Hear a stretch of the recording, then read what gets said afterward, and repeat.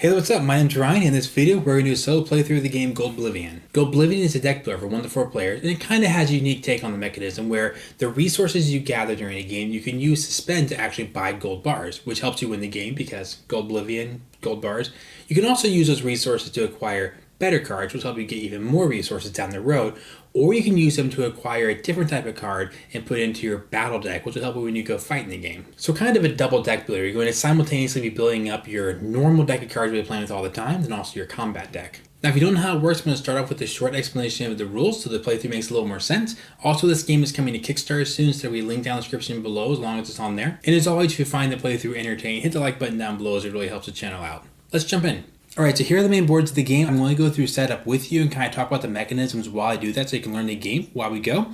I should also mention this is the prototype of the game, so there's a chance that some of the artwork and some of the design could be tweaked before the real production comes out. First on our main board here, we have some mountains and forts that I'm going to cover up with these mountain forest tokens. We'll talk more about this later, but just to show you what's going to happen, when we flip these over for combat, they're going to have a combat strength here. This one is 2, and a reward there. If you were able to beat the combat strength of 2, you would get the reward. I'm also going to randomly put these 2 village tiles into these 2 spots. These are actions you can take on your turn. When you take them, you flip them over to the other side. They continually flip like this the whole game. So basically, you can't take the same action every time. You have to take it once, it gets flipped over. You have to take this one again before you can flip it over back to that side. There's a big deck here with a bunch of combat cards. I say things like 3 combat if you throw away one of those, 2 combat, 1 combat, draw bonus card. I'm going to shuffle these and put half face up into each pile.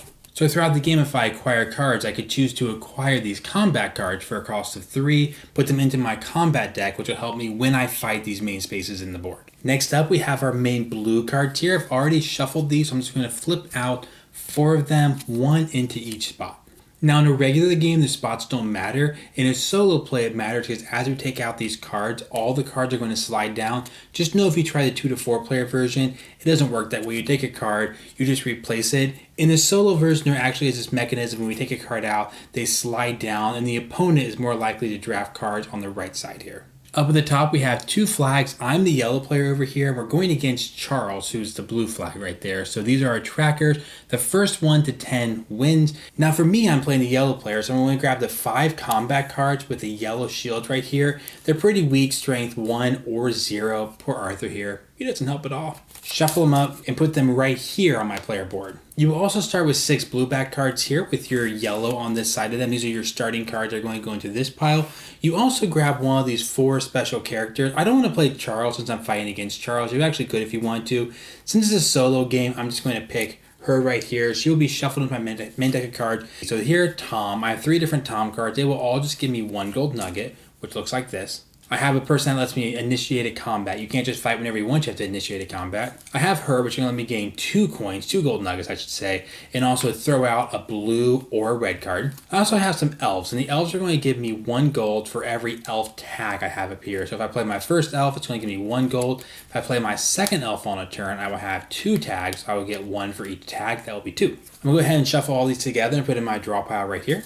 Now I have a whole bunch of gold nuggets I'm going to set right here just as a kind of stockpile to use. I also have these circular chips that will represent 4 or 10 gold nuggets if I run out of them. I also have these blocks. I'm going to be rolling this dice a lot because I'm in solo mode. If you're playing a multiplayer game, this dice is a little rare. Some cards tell you to roll it and they have different bonuses on it, but they work in a special way for solo mode, so I'll show you that in just a second. Let me real quick show you how the solo opponent works. I'm going to roll this dice once a turn, and above these characters, only for solo mode, there's a little tag that says 1, 2, one of the crates, and also one of these magic little token symbols. So let's say I roll 1. This is number 1. I'm going to take Goldie here and give it to the solo opponent. What's cool about this is it's not just your typical like, oh, they got this card, but you're going to look at their tag. This is a dwarf, and you're going to put this under his dwarf section. So Charles, if he drafts a dwarf, will then do a particular action. In this case, he's going to reveal a tile. He's going to steal a tile and reveal it. So he will actually conquer a zone. If he draws a human, he's going to steal one of my money and also roll the dice twice. If he draws an elf, he's going to get a coin for every elf he has acquired. So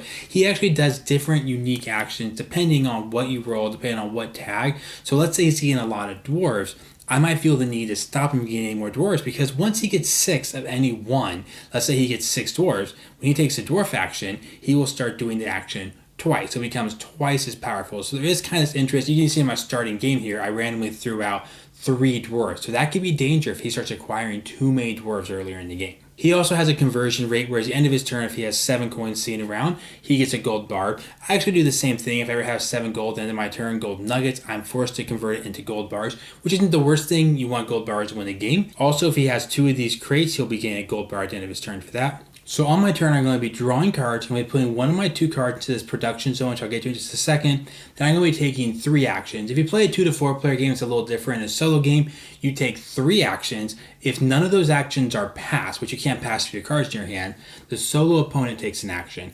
Then it's back to you, 3 more actions until your turn's over. Once your turn's over, he gets 1 more turn. So basically, the more turns I take, the more turns he's going to get, and he'll get more powerful as well. That's not all the rules, that's enough to get started here. So let's jump into the playthrough. So the first thing you always do is you will draw 5 cards, which at the beginning of the game is going to be most of your cards. So all but 2 are going to be drawn. And one thing I love about this game is every turn you have to get rid of a card to go into production. If you played deck builders before, you know that the whole getting rid of a card out of your hand ends up being a really, really good thing because it kind of lets you focus your hand in one direction. So I'm just going to try this out. First turn here, I'm going to get rid of Gloric, who is a dwarf, and I'm going to throw him underneath this spot right here. Now I'm giving up my ability to fight early game, but it gives me more resource production. If I would have thrown away Tom or my starter or also my elf, I wouldn't have as much resource production early on here. Now if you look at where I threw it, this says 2 blue equals 1 of these cubes. So this turn I don't get anything. Next turn, if I throw another blue card under here, I will get a cube production every single turn. I haven't played the game enough to know, but I get this sense that I kind of want to get some cube production. So if cool buildings come out here, I can afford to build in. So at least for right now, I'm going to stick with that strategy. I don't get this cube right now, though. I was just showing you an example. So after the draw phase, you do the development phase, and you do the production phase, which right now the production phase is 0. If I would have put a card here, it would have said 1 coin per blue card, so would produce something, but this turn I don't have any production. And then typically you'll do 2 actions. Again, this is a solo game, so I'm going to be taking 3 actions. The actions can be play a card, it can be buy a new card, it can be use a village tile, which I won't be doing for a while here, or it can be pass, but in solo mode you cannot pass as long as cards in your hand. So right now, I have no money. The only thing I can do is really play cards. I'm going to start out here by just playing Ariana, and she says get 2, and I also have to throw away a card. So she says destroy a blue or red market card. Now this is kind of interesting in solo mode in particular. One way you can lose the game is if all these cards run out before you get to 10. So I don't want to really destroy much of these, but I think I will throw away 1 in hopes of a card I actually want to buy. I'm really not that interested in most of these cards, so I think I'm going to toss this card right here. I'm going to make a discard pile up here. Now I'm not going to do that too often. Typically I'll be throwing away red cards because again, if I run out of this draw pile, I lose right away. So I'm going to slide this over here and I will draw a new card to fill the space. My other motivation there is, like I said earlier, if they get too many of one thing, there's a lot of dwarves out here, he will become really powerful in that department. All right, that was one action. I got my 2 coins, destroyed a card. I'm just simply going to, all these cards right now are worth 1 coin each. I'm going to throw in Tom right there. That's a coin. There's nothing out there I want for 3 coins. If I did, I should do it now before I pass, but there's not. So let's go ahead and play Tom here. That's another coin. Now that's 3 actions. So the round isn't over yet, but I have to stop now at this point. I'm just going to put this card here face down so I remember that I haven't played it yet. And we go on to Charles' turn. So Charles is the normal difficulty opponent. There's an easy, normal, and difficult. And basically that's how powerful these actions are going to be. But whatever the opponent difficulty is, you're always going to roll this dice and you're going to see which of these 4 spaces he takes. If you look at the die, there are 2 number 1s, 2 number 2s, and then 1 of this one and 1 of this one. So the odds of rolling these are a lot higher, but anything could possibly happen.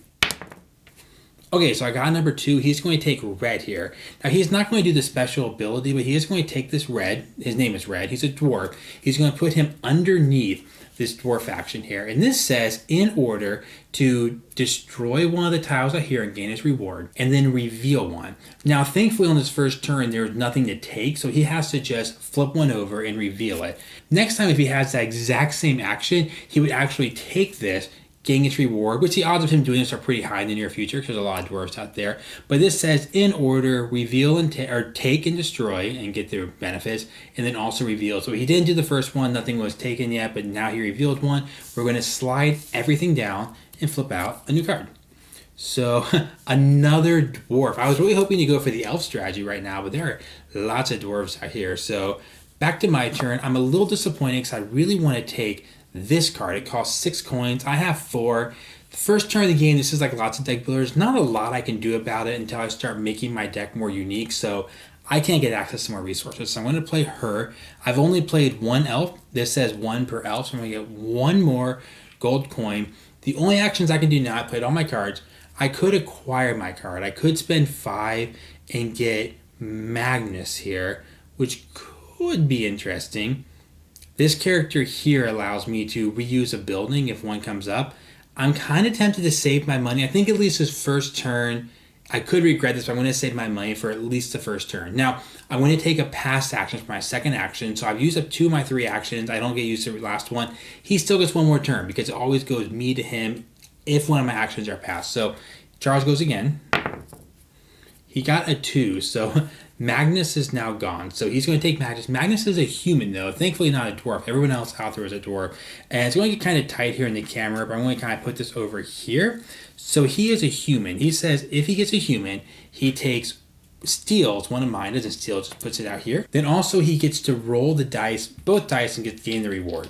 And this says get a gold nugget and also get a cube. So he has 1 of each of those. And the first round is now officially over. So if you look at what he has here, he has a cube. If he had 2, he would get a gold bar. He doesn't have 2 yet. He has 1 nugget. If he had 7, he would get a gold bar. So he doesn't have anything yet. I didn't really do a lot yet either. So now we're going to set up for the next round. We're going to take all these cards. We're going to take all the cards here and shuffle them together. Now, I didn't acquire any new cards, but typically this would be the point that you're shuffling new cards into your blue pile.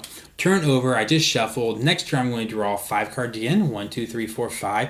Now, notice since every turn I'm getting rid of a card, I only have 1 card left. So pretty soon I'm going to have to start acquiring. Of what's left here, I only drew 1 elf. It's good to draw 2 elves because they help each other. So I know this card right here is my missing elf because you start with 2 elves. I'm going to throw Tom away and still kind of believe the elves are going to start being flipped out. I'm going to put Tom, though, right here. Now I have 2 cards in this production zone. So for every 2, I get a box. So this box goes on my board now. And on my turn, I have 4 coins. And I think of all the cards out here, the one I'm the most interested in is either Wanda or Goldie. Goldie is just 4 gold. That's pretty sweet. So it also will take one of the dwarves away. Because again, I'm worried about him getting too many of those. So I'm going to look at my hand here and see that I play her first. I'm going to take 2 coins.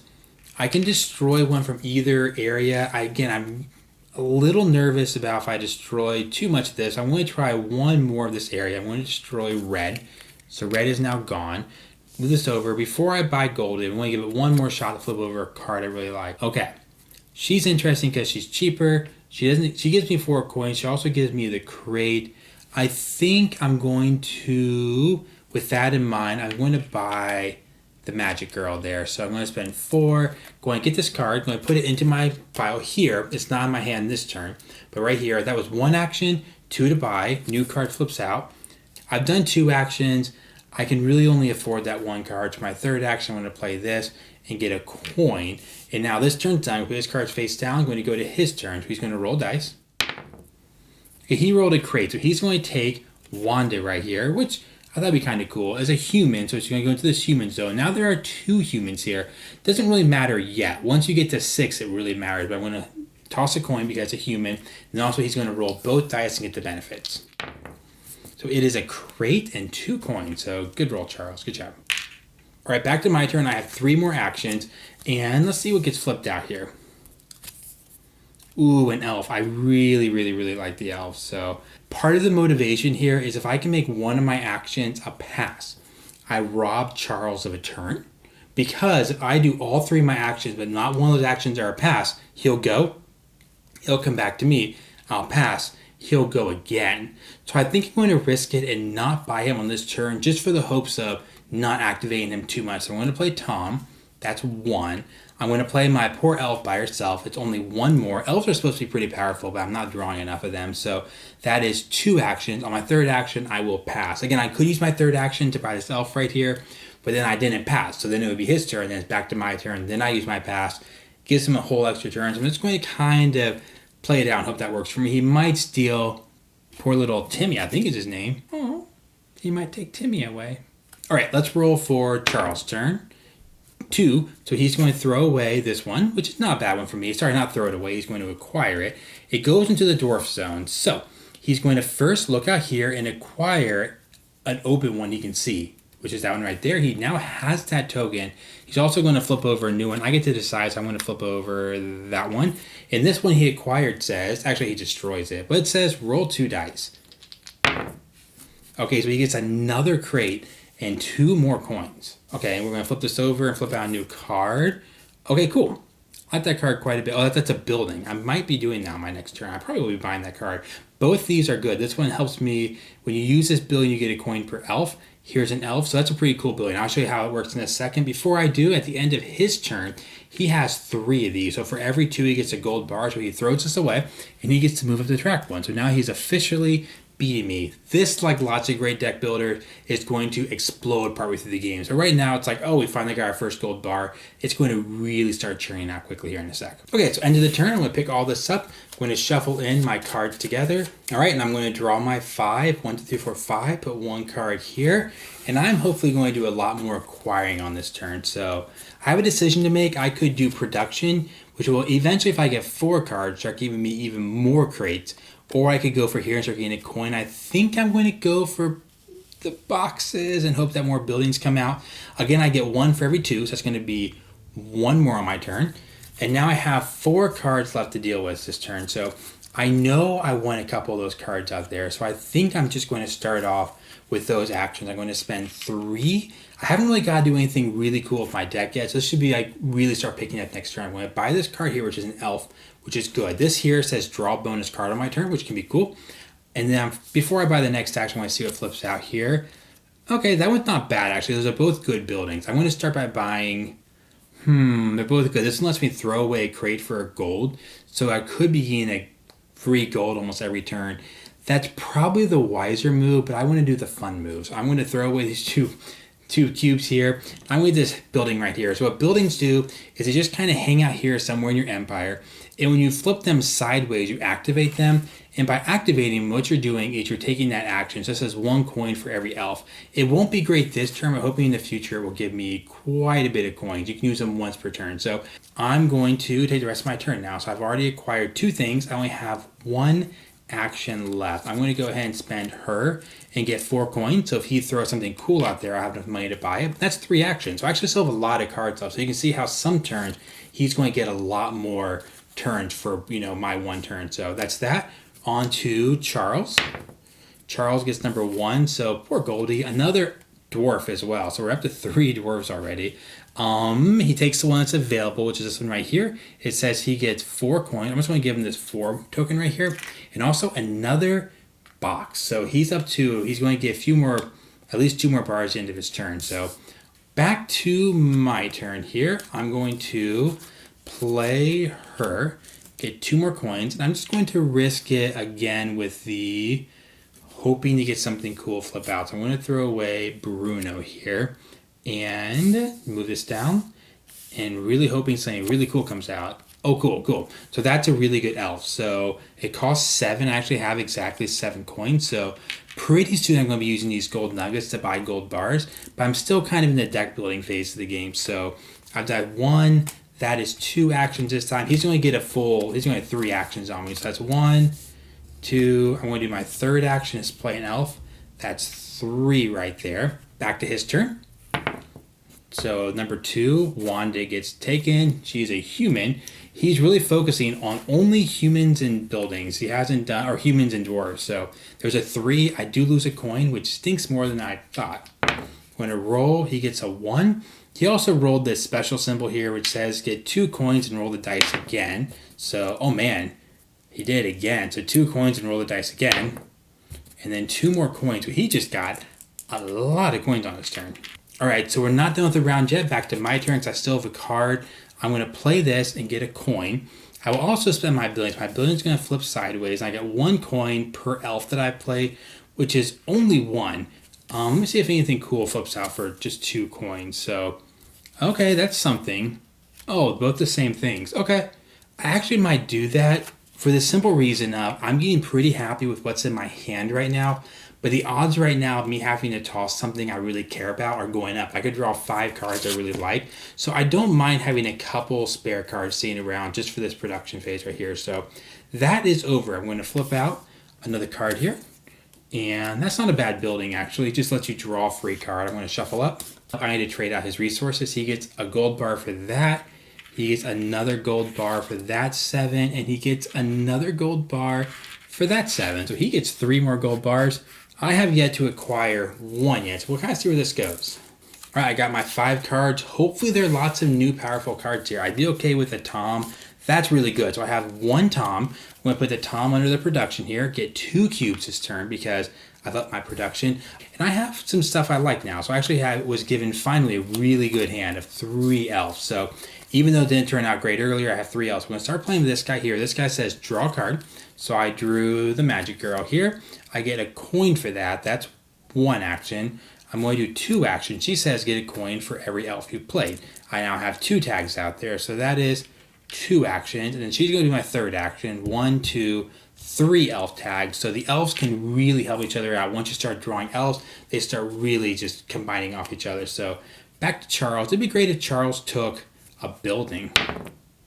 Nope, another human. So I'm going to lose a coin. He's going to roll the dice twice. So, oh, that was the best roll possible. 1 and 1. So that was pretty nice. So slide some stuff down here. Okay, and back to my turn. I might as well do this. So turn this sideways. This will give me 1 per elf. So that's why I got that building there. So it's going to be 3 more. I have a lot of money, but I don't know necessarily if I want to use it yet at this point. I'm going to spend her. She gets 2, so that's another action. And I might do her, which is 1, 2, 3, 4. Actually, I'm going to do, I'll do 4 coins. I like that. And so I got 4 coins there. Now here's where it's kind of interesting, because if I don't say pass, it's going to go to him, then back to me, then go to him again. So I could spend these 2 right here and get this gold bar, but I'm going to save it 1 more turn. Because I feel like, oops, sorry. And when I played her, I should have thrown away cards. So I'll just throw away 1 of these military cards here. Back to what I was saying. I could do this here, spend 2, and get a gold bar. That would be a legit move, but I might as well wait till next turn. So I can this turn, on my 3rd action, say pass, and now it's back to Charles. Charles will only get 1 more turn this round. It's a 2, so he's going to take another dwarf. He is all about those dwarfs. Oops, when I did this last time, I should have revealed 1 more token, so I'll say I revealed that one. He's going to get that one, simply getting 5. I kind of like when he does that. That's not the worst thing he can do. Now at the end of this round, we're going to trade out resources. He has another 7, which is going to be another bar for him. But hopefully I start catching up quickly here. So I have 7 right there. And then I actually have 7 more, which is, I guess you could say, unfortunate, because in this case, I almost want to save my money and buy cool cards. Oops, not gonna make this mistake again. He should reveal 1 on his turn when he did that. So I keep forgetting to do that in the right order. So he should take 1 and then reveal 1. Okay, this is also where it gets interesting, where I have to decide what I want to throw away. And all these cards are starting to get pretty good in my hand. I mean, 4 coins, the ability to trade out a barrel for a bar. So this is going to be a tough decision. A free barrel. These elf cards stack well with my hand, so that is tough. I think I'm going to throw away the conversion because I'm planning on buying that building. I'm actually going to throw it into this side this time. So on my turn, I produce 2 cubes from my 4 total over here, and I'm going to get a coin for that one. So for my 3 actions here, I'm going to start off by doing this elf right here, and I get 1, 2, 3, draw a card. I think I will spend action 2, spend that, and get this building right here. I might as well take this now. I'm going to flip this sideways. This is a free action. I will spend a cube here, and I will get another gold bar. This is going where it's kind of tough. I could go ahead and use my building here, which will activate my 1 elf, which is definitely not as good as activating all 3 elves, but I could get 5 coins and buy this assassin right now, which would be a guaranteed card.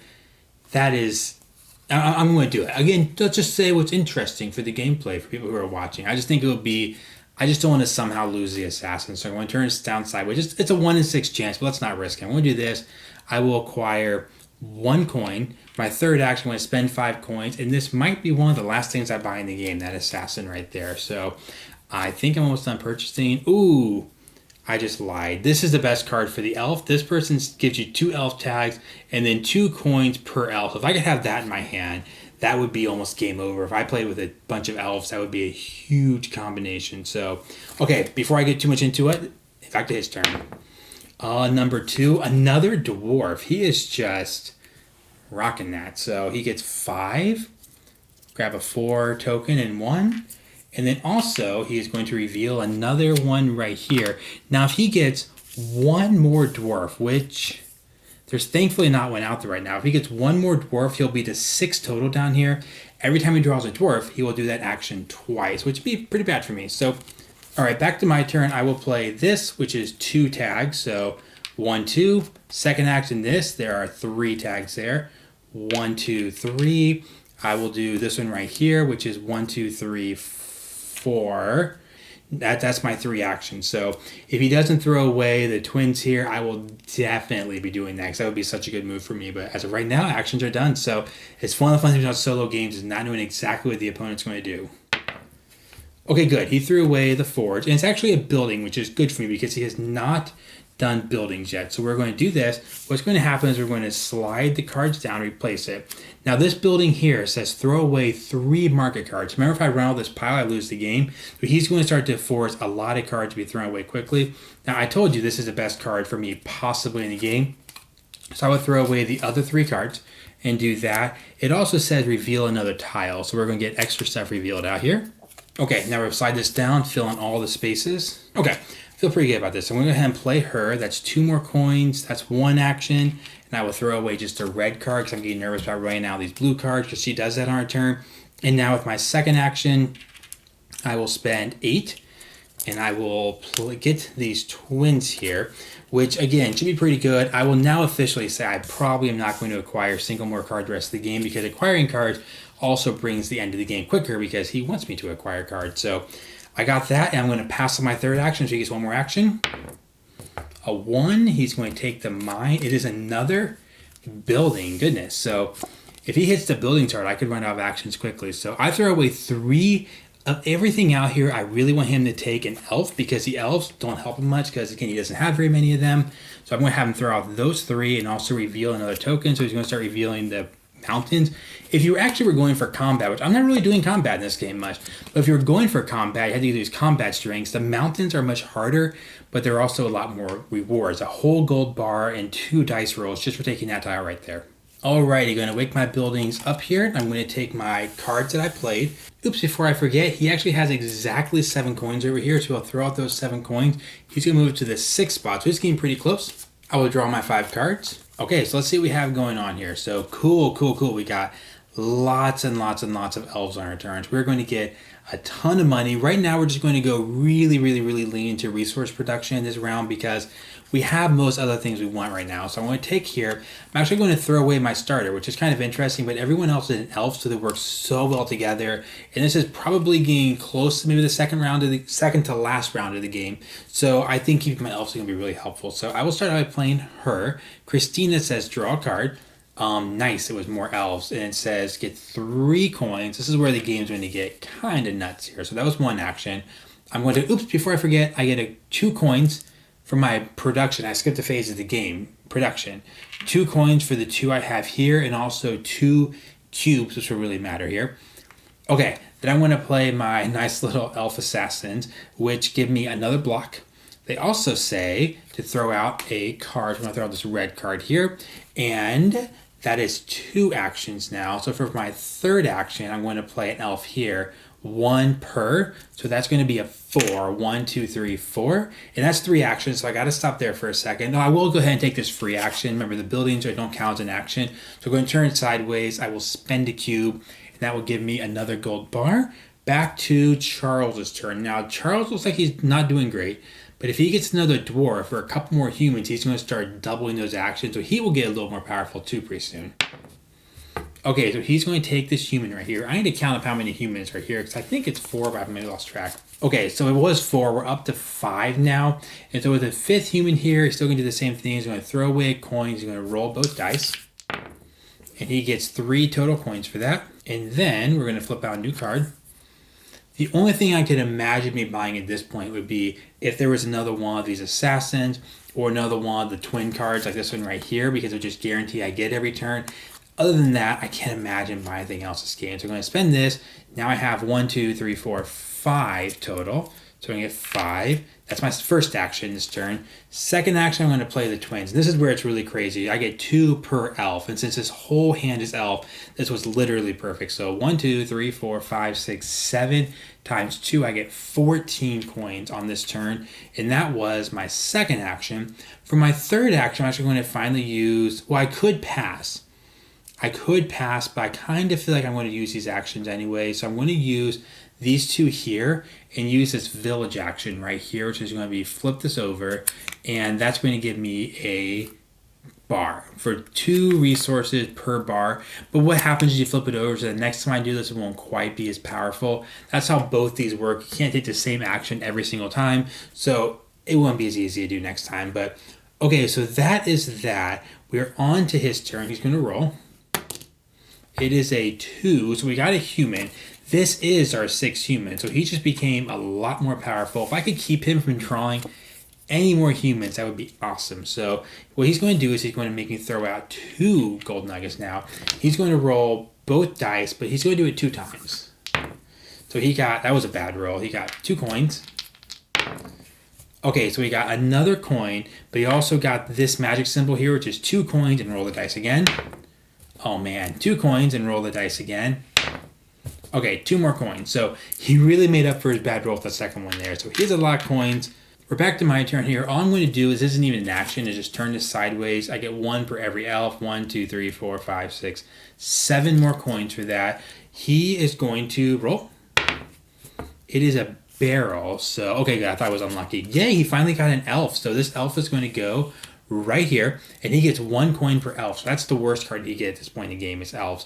He's going to trade out for resources. So there's 7. He actually has 6 right there, so he only has 7, which is 1 more. I have a ton this turn, so there's 10, and then 14, 18, 22, 26, 27, 28. Wow, I actually have 7 more there, so that is 5 gold bars in this turn. So let's see.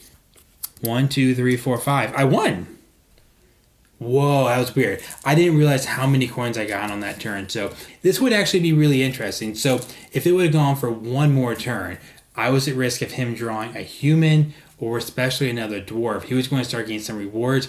Who knows what could have happened in another turn or two, but just kind of worked out there at the end. All right, there's my solo playthrough of GOLDblivion. That was a really exciting ending. I did not realize that I had 35 gold nuggets, which is exactly what I needed to get to my 10 gold bars to win the game. I really thought it was going to go on for another round. If you think you might be interested in the game, I'll put a link in the description down below to help you find it. I've also done a full review of GOLDblivion, so if you want to learn more about the game, of course, hit that video when it pops up here on the right side of the screen. And of course, as always, if you enjoyed the video, subscribe to the channel because there's a lot more playthroughs on there, solos, and also some with people. Have a lot of reviews on there as well, and also some how to play videos. See you then.